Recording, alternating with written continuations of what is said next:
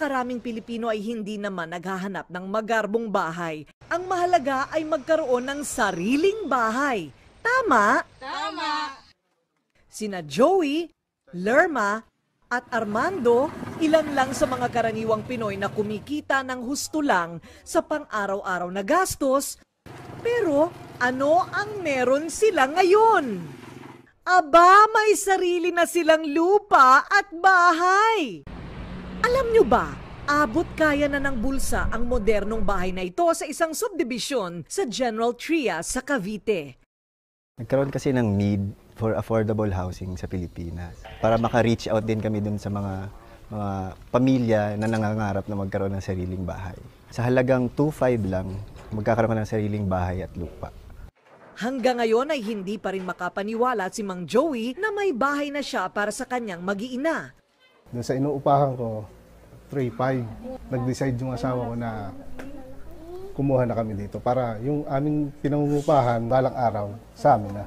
Nag-usap po kaming mag-asawa, sabi ko sa kanya, kaysa naman upa ng upa tayo, ito magiging sa atin na. Tahimik po siya, tsaka secured talaga, pati yung mga bata secured talaga sila.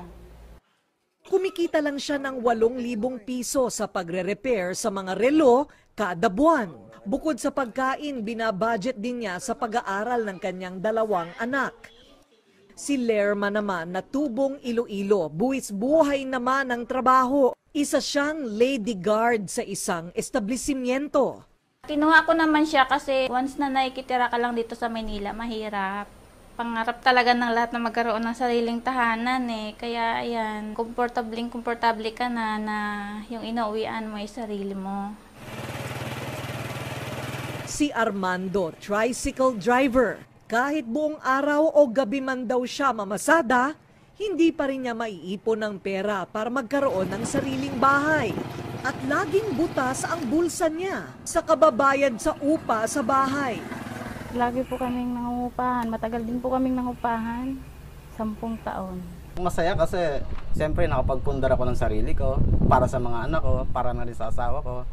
Saka malapit na rin sa school na kung sakaling ang mga bata sa pag-aaral. At bilang tugon sa dumaraming populasyon na walang matirhan, naisipan ng isang real estate company na buksan ng oportunidad sa ating mga kababayan na makamit ang pinapangarap na bahay at lupa. Kung ang buwanang kita mo lang ay 8,000 piso pataas, akalain nyo pwede ka na palang magkabahay ngayon. Ang bahay ay simbolo ng tagumpay kung saan ay mabibigyan mo ng sariling tahanan ang iyong pamilya.